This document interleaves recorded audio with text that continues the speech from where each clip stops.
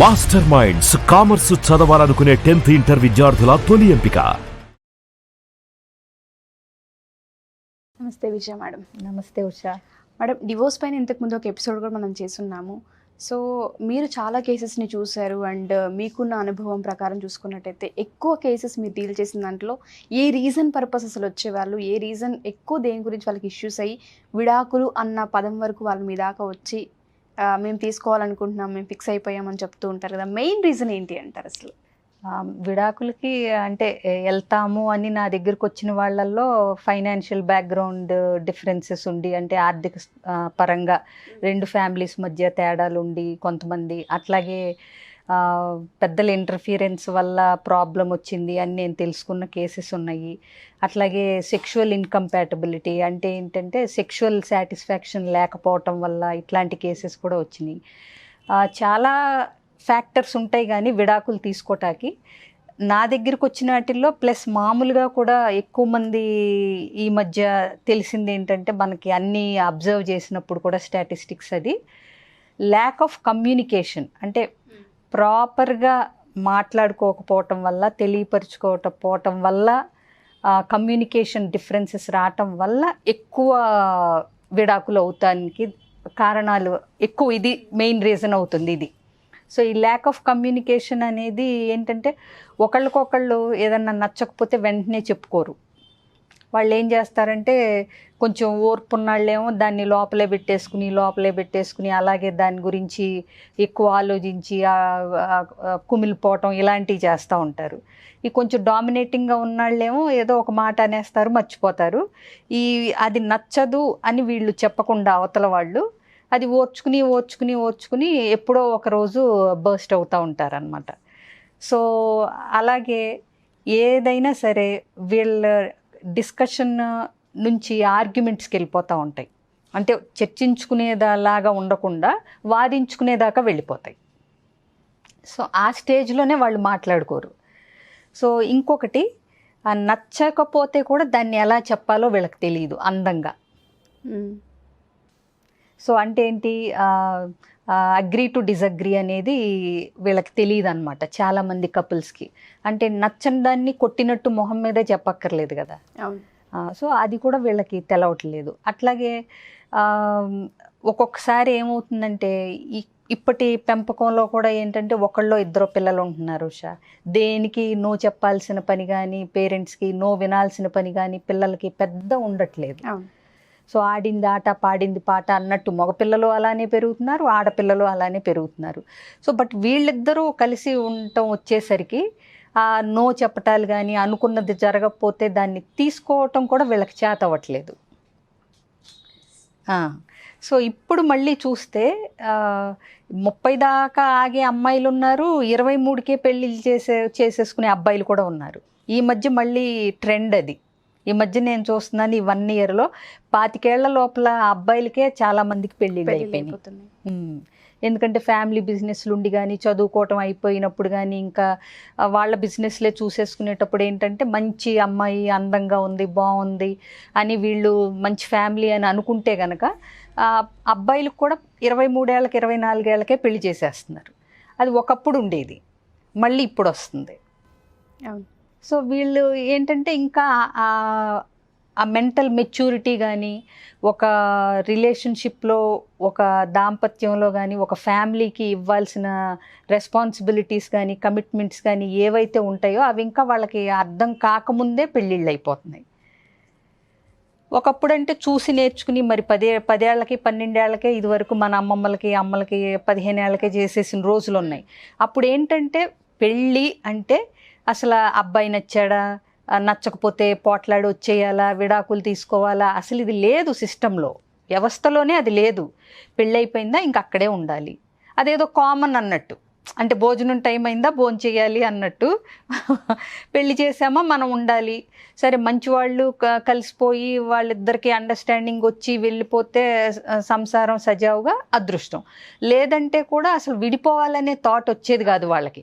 కొట్టుకుంటానో తిట్టుకుంటానో మొత్తానికి లైఫ్ అంతా లీడ్ చేసేసేవారు. ఆ ప్రాసెస్లోనే వాళ్ళ మధ్యలో ప్రేమ అంటే డెవలప్ అయ్యేది. సో అంటే పెళ్ళి అంటే ఇంక అది ఒకసారి అయితే ఇంకా కలిసి ఉండాలి, కొట్టుకున్నా తిట్టుకున్నా అడ్జస్ట్ అయిపోతా సర్దుకుపోతా అనేది ఉండేది.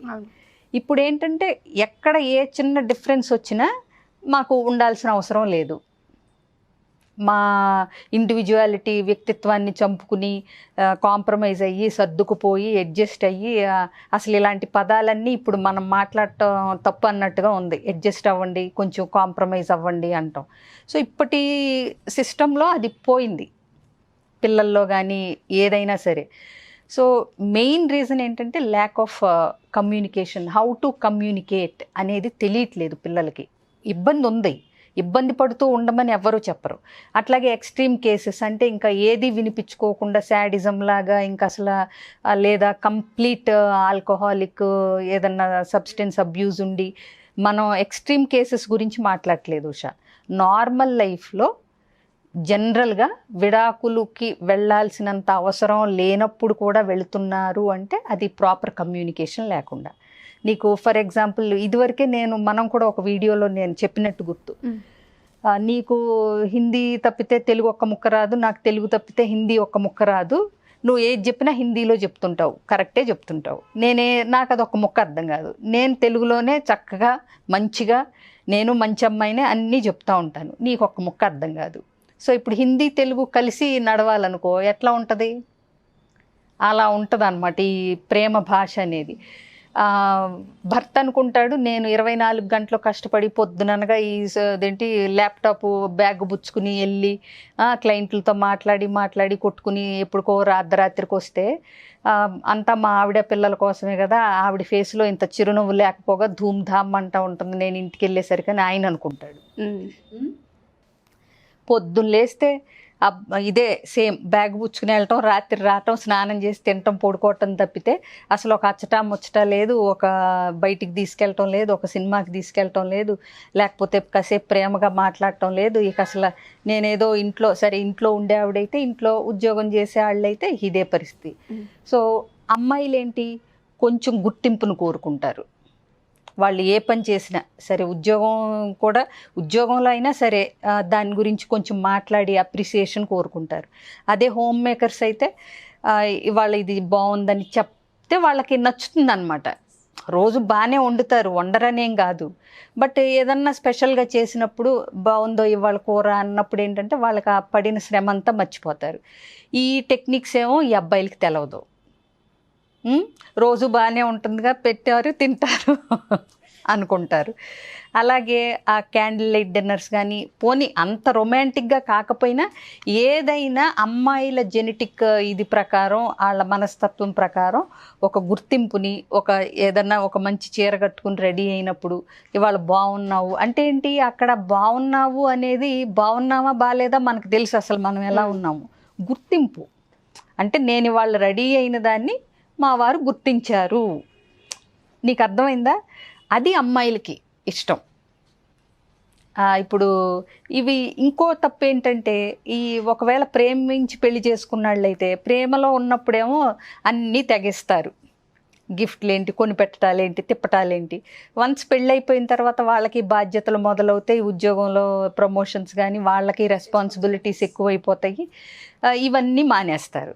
సో వీళ్ళకి ఎలా ఉంటుందంటే ఒప్పుకున్నాం కదా అని they are taking for granted అన్నట్టు ఉంటుంది. సో చిన్నవి అన్నమాట.